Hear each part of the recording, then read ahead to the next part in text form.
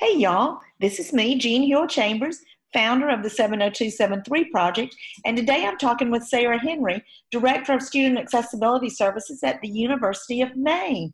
Hey, and welcome, Sara. Thank you, Jean. I'm so glad you're here. Sara and I met when she made a block at the AHEAD, that stands for Association on Higher Education and Disabilities. Did I get that right? I never know if You it's did. on or for. That's right. Okay. We were at their conference in Albuquerque in 2018, and Sara came by and made at least one block, maybe more. And then I am tickled and honored because next week I'm going up to University of Maine, and where she hangs her hat, and I'm going to speak to some people at a conference that she has organized, and then host a block drive there. And so I'm really excited about that. And so we'll take all of the blocks from that block drive and make a quilt from University of Maine that'll become part of the project. And you can maybe have it on exhibit. I know you'll go around the world, so I'm excited about that. Awesome. Sara, tell me what you thought about when you first saw the project at AHEAD. Had you heard about it before? I had never heard about it before. That was the first time I'd heard about it or seen anything. And it was very moving to learn about the project. When we think about the Holocaust, we usually think about Jews and other folks who were killed during that, not necessarily initially people with disabilities. And so learning about the two X's and how you are honoring those people was very moving. Well, good. Thank you. It was different. It was the first non-quilting venue for me. And, Oh, okay. and Gladys Lowen, I don't know if you know her or not, but she's a member of AHEAD, and I met her at the International Quilt Festival in November of 2017. And she said immediately, we got to take this to AHEAD. And I said, do it. And she did it. She handled everything. And I really wasn't sure how it would be received, but it took about 2 seconds for me to drop that worry. And y'all were so welcoming, and you got it right off the bat. I only had to tell you a little bit about Action T4. You got the broad umbrella of what hangs under the umbrella of the 70273 project. So, and I'm working on ways to get the quilts like University of Maine, and last week we're at Florida Atlantic, and we have 2 quilts. We had enough blocks to make 2 quilts from AHEAD, just from the conference last July. Awesome. So I'm hoping to have those on display at next year's conference. I'll keep you posted. Now, tell me how you came to work with disability services at University of Maine. What's the path that led you there? So I had been working in Vermont at Johnson State College in disability services, and my husband got a job at the University of Maine, and that's how we moved here. I got into the field of working with people with disabilities actually after my bachelor's was in elementary education, and I found that the students that I really connected with the strongest and felt the most passionate about were the ones that were having difficulty. And so I went back to school to learn more about reading and language-based disability in particular, and then continued graduate studies in disability fields. And then started doing that there, and now I'm doing it here. And I really love working with young adults and older adults, people who have a whole variety of conditions and things which are challenging to them and make it more difficult for them sometimes to attend and be successful in college, and trying to brainstorm and find ways to provide accommodations that will help them. Yeah, I just think it's wonderful. What are some of the challenges that your students do face when they come to college? Maybe it's the first time they've left home, so that might be another set of challenges separate. But Absolutely. And I think that being away from home for the first time can be challenging for just about any college student. But I think for students with disabilities, there's an extra layer on that because there's other conditions that are going on. I think the challenges that students with disabilities in college face really vary hugely. A challenge that someone who has a visual impairment learning to navigate a big campus like ours and figure out where all their buildings, all their classes, where their residence hall is, and how to figure out, the dining hall when you're visually impaired is very different than, let's say, somebody who has a learning disability and who may have had high school classes where the teachers covered a lot of what was have to spend as much time reading their books in high school, and they get here and find all of a sudden they have 200, 300, 400 page textbooks that they actually really do have to read and understand, and that's difficult for those students.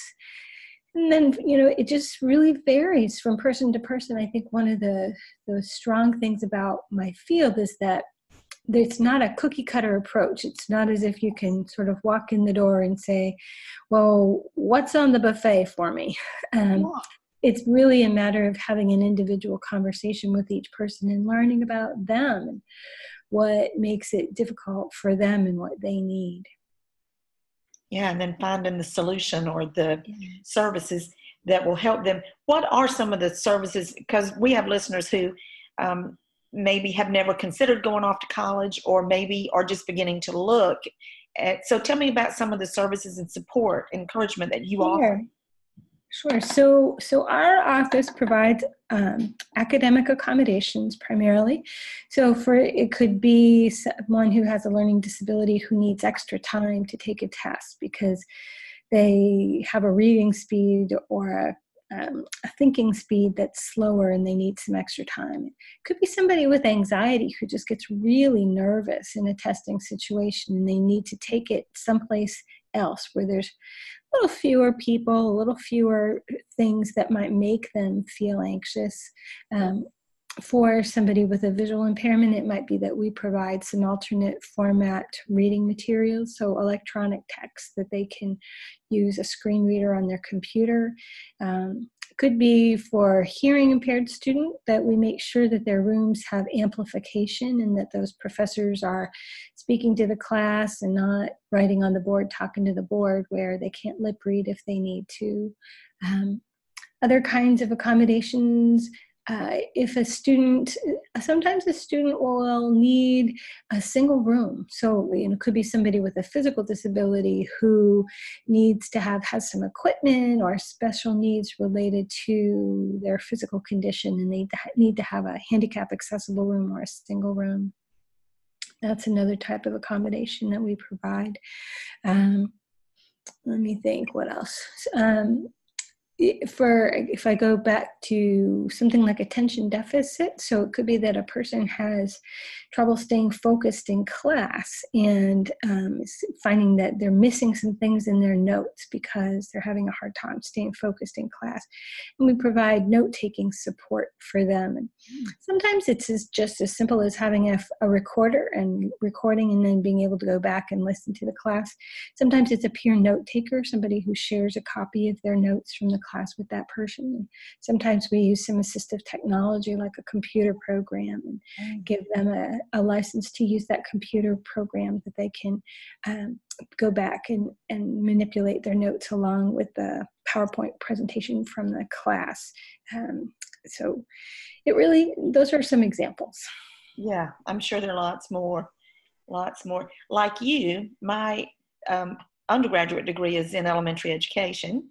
I didn't know we had that in common. Yeah. And I taught special ed. It just kind of fell into that particular classroom. It wasn't by design.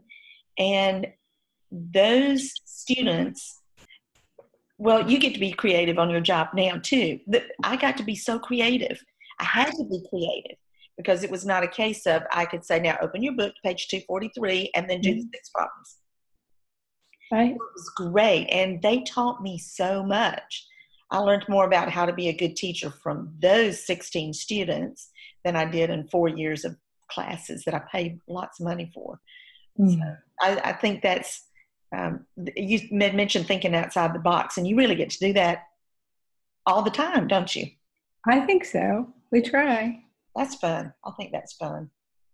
And you come up with solutions. Yeah, I like that. So the students at who use your services, students with disabilities, they get regular degrees, right? Absolutely. The Okay. exact same education, the exact same degree that everyone else gets. Yeah, good. Just wanted to clarify that for, again, Absolutely. some listeners who are just new to this and they're looking for colleges for their children or for themselves. So what about living situations? Do your students live in dorms, apartments like everybody else? Sure, just exactly like everybody else. Yep. So at our different universities do it different ways. At our university, we do have a requirement that first-year students live on campus unless they are from a location that's within like 15 or 20 minutes driving distance radius of campus. Other than that, most first-year students do live on campus in residence halls. And then we have housing for sophomores, juniors, and seniors. Some of them decide to stay on campus, but many of them decide to live off campus in an apartment. I would say that probably by the time we get to our juniors and seniors, most students are living off campus in an apartment. That's good. And our students are just exactly the same. Yeah, that independence, that's part of the education, isn't it? Absolutely. Absolutely. I know at some colleges, they will have specially trained RAs for when they're required to live in the dorm for certain, like autism or Asperger's, for instance. Mm-hmm. They'll have RAs who are specially trained at what those students need. Do you have those situations too? That's a great question. We don't. So we go into RA training and we do sessions for all of the RAs talking about that transition for students with disabilities and living on campus, but we don't have specially trained RAs. Well, I like that. You're introducing them to lots of different kinds of situations, and mainly you're teaching them that the RAs, that everybody processes the world differently. Mm-hmm. So I love that. And I love that the students with disabilities are people that go to class, get a degree. They just need certain accommodations and understandings, but other than that, they're expected to do the work. Right. And go on to live independently. Well, do you remember how many blocks you made at the AHEAD conference? I only made one, but I watched a whole lot of people making and talked to a whole lot of people. And you'll make one more. Absolutely. Yeah. So you'll be Absolutely. in the University of Maine quilt. Do you quilt? I don't. I sew a little bit, but I'm not. I knit more than I sew. Oh, knitting. Wow. It's cold up here. Yeah. Knitting is a good hobby when you're in the cold weather. I just don't think I'm smart enough to knit. I can crochet, but knitting has always baffled me. So what kind of sewing, when you do sew, what kind of sewing do you do? Basic things. I've made a number of curtains for our house. No, I don't do any clothes at all. And blankets, things like placemats. Yeah. Just basically things that require a straight seam. Yeah. I was kind of seeing the commonality in the things. Yeah. Yeah. Things that don't usually need a pattern and things that don't usually need some sort of fancy curved joins. Yeah. Yeah. No special, bringing two pieces of fabric together when one of them could be drastically different than the other. Mm-hmm. But there's satisfaction, isn't there? And then you get to use the curtains and placemats and runners. Yeah. Do you have any other hobbies? I like to cook. I like to make fresh pasta, homemade pasta. Oh my goodness. Yeah. I like to, and I garden. I have a perennial flower beds, and I love digging in the dirt. Gardening. Food gardening too, or just flower gardening mostly? Well, I have done food gardening in the past. Our house right now, we have a lot of deer, and so last few years the deer have gotten more of my tomatoes than the humans have managed to get to. Yeah. And we had a fence up for a while, but you got to have a really tall fence because the deer can jump a standard size fence without too much difficulty. That's right. So I didn't do any vegetable gardening this year. Well, down here in Georgia, that's where I am right now, we have, we could write an encyclopedia on deer tricks. And I'm not, you know, I'm just not, deer are just resourceful, graceful food thieves. They are. They are very resourceful critters. Yeah. Rabbits? Do you have problems with rabbits? We have rabbits. We have gophers. Those are the worst because they tear up the roots. Yeah. Yep. So they do away with the whole plant. Now, do you do cut flowers? You said perennials. I do cut flowers. Yeah. Oh. Daisies and lilies and brown-eyed Susans. Nice. Phlox. I love phlox. My grandmother raised phlox. She grew it. So I'm nostalgic about that. They like this climate. I bet they do. Yeah. Now, they do well in the north. How cold does it get up there? Really cold. So I think, I don't know what the absolute coldest it's been here is. What often happens is we'll get a temperature that's like, I don't know, 6 or 7 degrees. And then the wind chill is what makes it feel even colder than that. And so they'll usually have 2 numbers on the weather forecast when it's in the middle of winter. They'll have sort of the temperature, and then they'll have the temperature with the wind chill. What it feels like. It's dipped into the minus 15 plus with the wind chill. Yikes. I went to graduate school in Vermont. Oh, you know all about it. Where'd you go to graduate school? Goddard. Okay. Yeah. I went to the University of Vermont. Oh, yeah. I love Vermont. Oh, Goddard is a wonderful place. I love Goddard, too. I would love to go back. What'd you study at Goddard? I got a master's in transformative language arts. Oh, wow. Nice. Cool? Isn't that cool? It's just so good. I was going to make a quilt for my thesis, but then our daughter decided to run for state legislature, and she decided to make me her campaign manager. Got in a runoff. So by the time she lost the runoff, she beat the old male politician by just a handful of, she lost by just a handful of votes. But by that time, in the runoff, by the time it was over, I had 10 days left to do my thesis. So there was no quilt for a thesis. There was light a candle, sit down and write. I did it. But you know, in Vermont, even when they're feet of snow, they're still green. They're still green there. I love that. Isn't it? Yeah. Just beautiful. Just a beautiful state. And my first semester, the temperature on the thermometer was 40 below. And what I had to get used to was my breath freezing in my nose. That was because it would crackle, you know. Yep. When I would exhale, it would warm up and it would crackle. And then when I graduated, my family all went up there, and they were complaining because it was 20 below. And I said, hey, wimps. They had shut down all the ski resorts my first semester because it was just too dangerous to be out.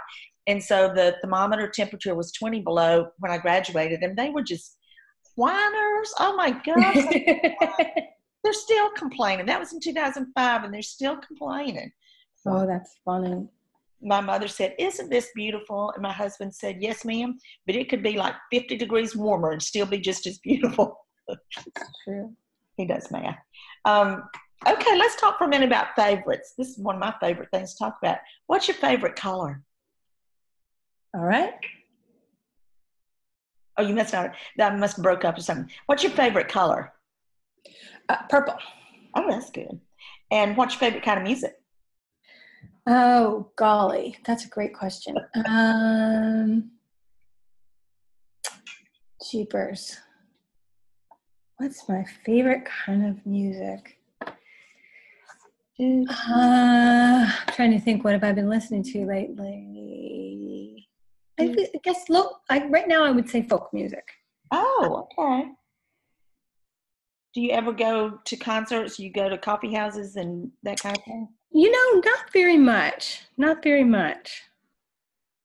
Um, what's your favorite weekend activity? What's your favorite thing to do? How do you like to spend a weekend?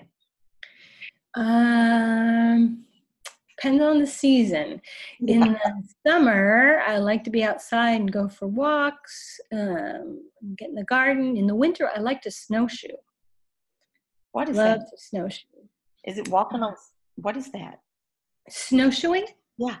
So snowshoes, you wear winter boots, and the modern snowshoes are made out of metal and plastic, and they strap onto your boots, and you can go out and go for walks and even the deep snow with the snowshoes on, because they spread your body weight out over the surface of the snowshoe, and so you don't sink quite as much. We didn't do that in graduate school. We just sunk. It's I wish I'd beautiful. known. There's a lot of trails for cross-country skiing and snowshoeing in Maine. Wow. That sounds kind of like fun. I bet that's beautiful to be out there It walking. is gorgeous. It's gorgeous. Yeah. Wow. Wow. And for me, in my 50s, my knees and my ankles are not happy with skiing. So snowshoeing is a little bit more gentle on my joints. Yeah. Yeah, I guess that's just for walk. Is it one of those things that looks kind of like a tennis racket? Is that Yeah, that's one style of them. Okay. But then there's other styles too. The metal ones are sort of more oval shaped. Okay. Yeah. I wonder why they didn't tell us about that at Vermont. We sure used to. I don't know. Because there would be 4 feet of snow up there. And you'd think. My body's just barely over 4 feet in my whole body. So it was, yeah. Okay. Note to self.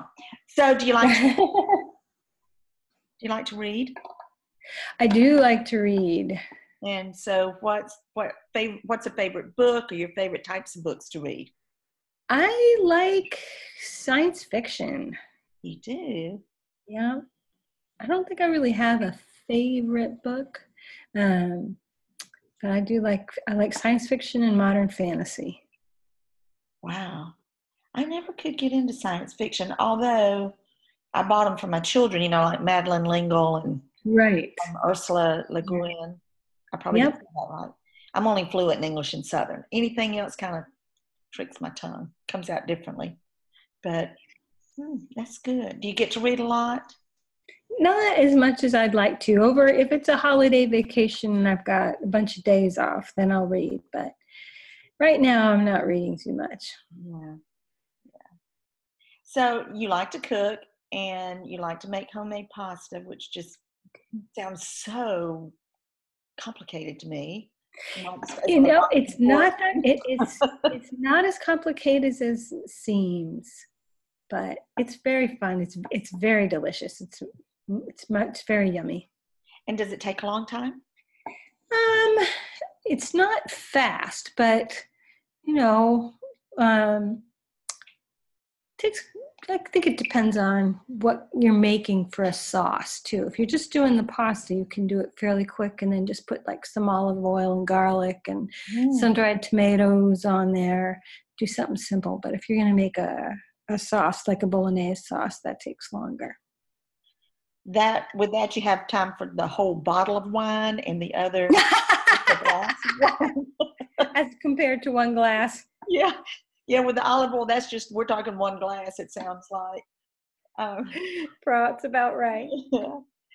So what is your favorite thing to do on vacation? Do you go somewhere? Do you have a favorite vacation spot? And what do you like to do when you get there? I don't really have a favorite vacation spot. We like to go south. We have some family in Florida, and so we go south in March. Oh, that's a good time. It's a hard season in Maine because you start to see commercials for spring. Yeah. But we have a good 6 to 8 weeks of winter left up here. It doesn't really get truly warm until late May. So it's nice to go to Florida in March. And we're Red Sox fans, so we go to Fort Lauderdale some and go see the Red Sox doing their spring training games down there. Oh, that sounds like fun. Yeah, it is. It is fun. And March is a really good time to be in Florida because, it gets kind of hot down there after a certain. Mm-hmm. So, yeah, that must be nice. And my last favorite question is, what's the favorite thing about your job? Besides, the paycheck. Oh, you broke up a little bit. Can you repeat that? Yeah, I can. I said, what's the favorite thing about your job besides, of course, the paycheck? The people I work with. Ah. I work with just the most wonderful team of people. They're really they're hard workers, and they're dedicated, and they're really invested in students. We have fun, even when things are busy and difficult. That's good. And if you're all invested in the student's success, well, that's great, isn't it? Yeah, yeah. Well, in closing, I'd like to ask you the two questions that I ask everybody. Okay. One of them is, why does the 70273 project matter? Why is it important to do things like this?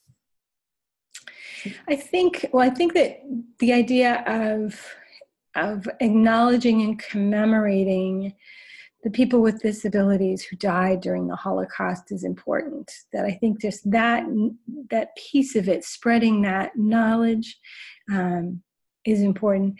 And I think engaging people in the quilt making process is really cool. What I observed and what I experienced was that the conversations that we had while we were making the quilts about the Holocaust, about modern struggles, about there's something that happens when you're doing a project with people, that it helps people to I don't know if lowering your barriers is the right way to frame it, but it's almost easier to talk when you're doing something else at the same time. And people, and just it sometimes I think in general, it can be hard for people to ask for help in this world. That, I think our culture puts a premium on being independent.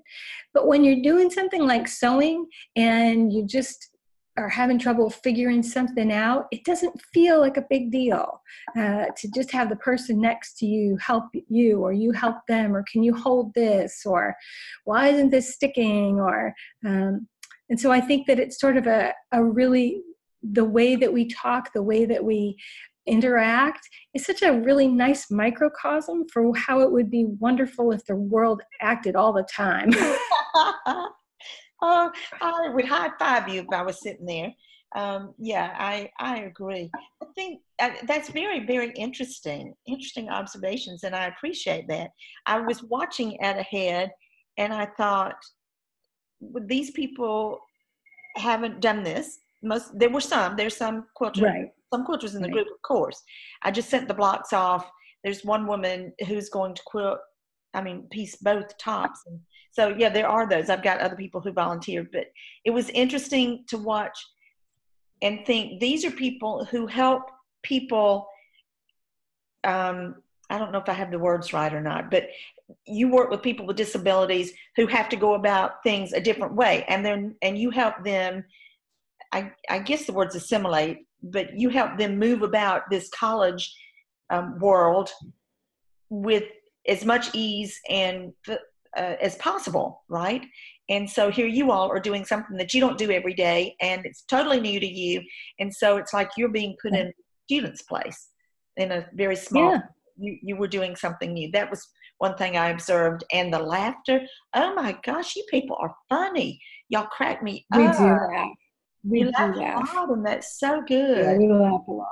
And I do eavesdrops too, so I'm glad you mentioned that, because I'm bad to eavesdrop, and I heard some of the most tender, moving things shared. Absolutely. And so I think, and that took me back to the old quilting bees, which I've never done, but I've always heard that a lot of life happened over a quilting frame. and even more when the children were under the quilting frame listening. They learned a lot about that. So, yeah, thank you for that. That's very, very insightful and very observant. I like that. And then my last question is, because we embrace differences and help encourage people to not just embrace them, but respect differences, what's something about you that makes you different, that makes you uniquely Sara? I'm not afraid to talk about or do things that are uncomfortable. Something about how I was brought up or my own personality. I talk to a lot of people who struggle with a lot of things, everything from depression and anxiety to social awkwardness to learning and intention, substance use, all sorts of stuff that college students have and they experience and they fret about. And I think maybe a piece of it too is being a mom and having adult children and having to have lots of conversations with my boys. But I'm not afraid of difficult conversations, and I'm not afraid of making mistakes. I say to people all the time that I am a deeply flawed human. And I'm okay with that because, as we go along through life, we're never going to always have the perfect words. We're never going to always have the right solution. We're never going to always know exactly what to do and never make any mistakes. The nature of being human is that sometimes we do. And so I sort of embrace that and try and model for my students that they don't have to be perfect. They just need to put one foot in front of another, and when the hard times come, climb that hill. Mm-hmm. And the next hill maybe won't feel quite so steep because you got over that first one. Yeah, I like that too. And I can tell that you're a safe place. You're a safe person to talk to. No judgment. Just, yeah, and that comes through loud and clear. And that is, thank you for being that person. And thank you for taking time to talk to me today. I know it's a busy day because I know you have, every day is busy, it sounds like. And so I'm glad that you did take the time. Thank you for that. And I can't wait to see you next week when I'm up there. Thank you. I'm very excited. I am so excited. I'll get you my handouts this weekend, I promise. Fabulous. And I will be in touch with you next week to firm up some plans. Yes, it sounds good. Now, any of you who are listening, if you want to know more about the 70273 project and how you can have me come visit your campus or your guild or your organization to do a presentation, a workshop, block drive, or if you just want to know more about the project and find another way to get involved, the best way to start is to visit the website. That's www.the70273project.org. I'll talk to you listeners next time. And Sara, I'll talk to you soon. Sounds good. Thank you so much. Bye-bye. Bye-bye.